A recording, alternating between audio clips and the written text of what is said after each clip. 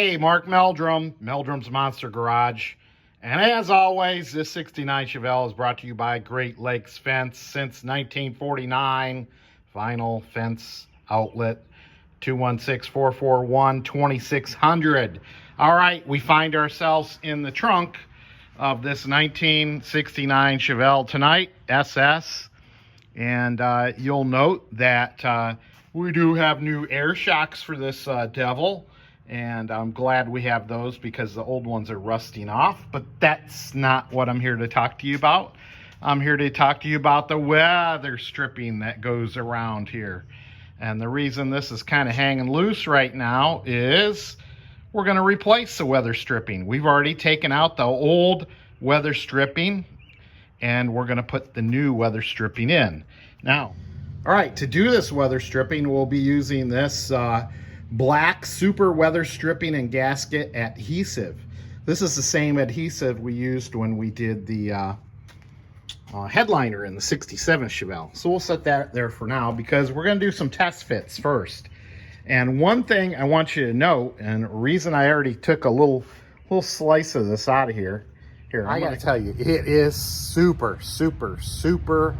humid right now. It rained all afternoon. It's about 81 degrees right now.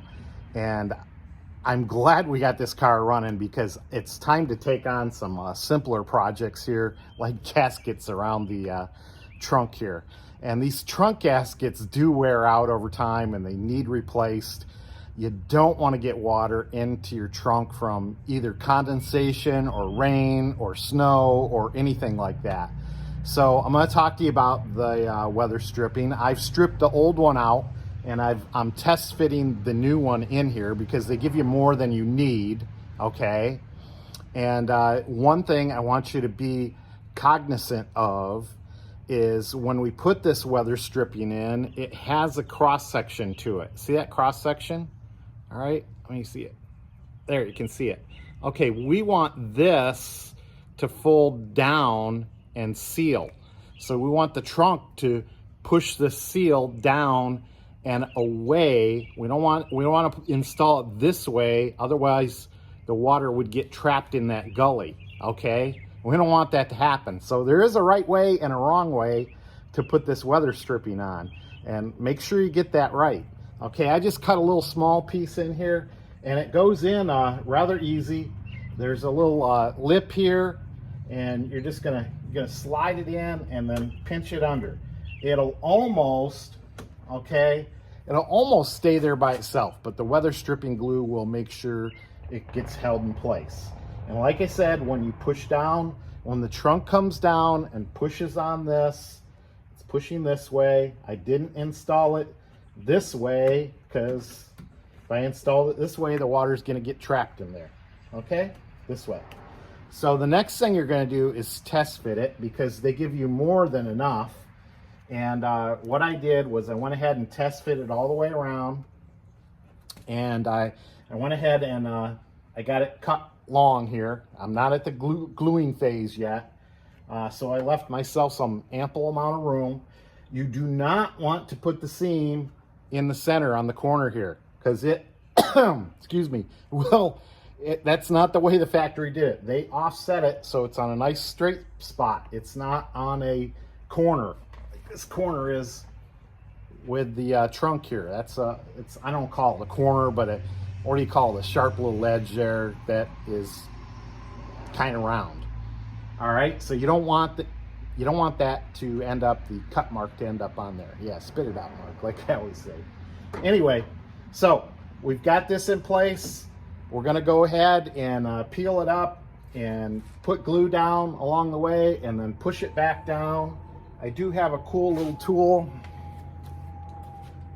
These are tools you can buy for doing trim work, and it's just a little plastic spatula, and it's been real handy for like pushing this down into the edge and on top of the edge here.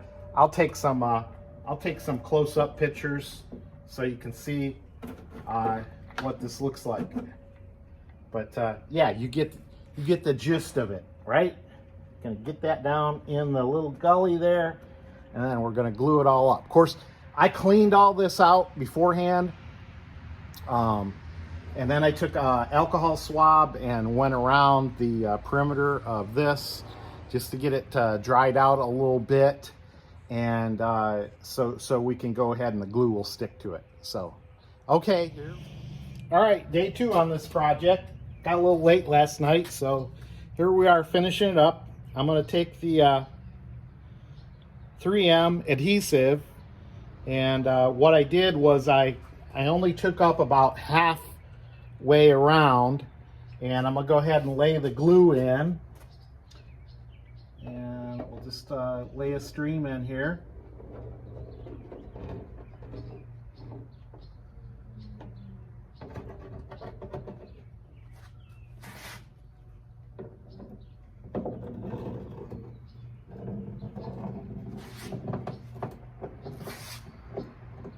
By laying only half of it in, I can keep the other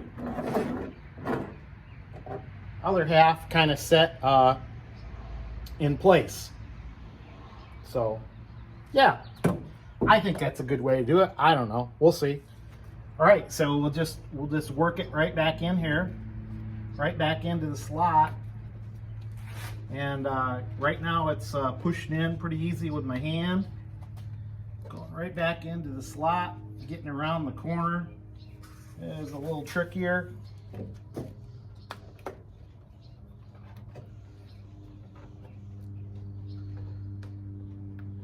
All right, so yeah, we'll keep working it around the way there, and we'll use our pusher inner tool as appropriate.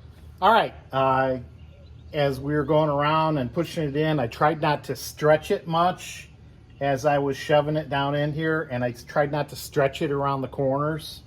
So now we're all the way where we've got to trim off our excess, and I'm going to cut this just maybe a skosh long.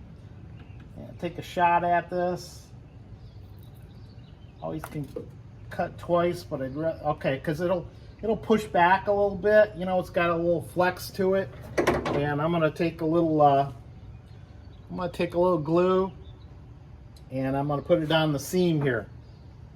So we'll put a little seam glue here,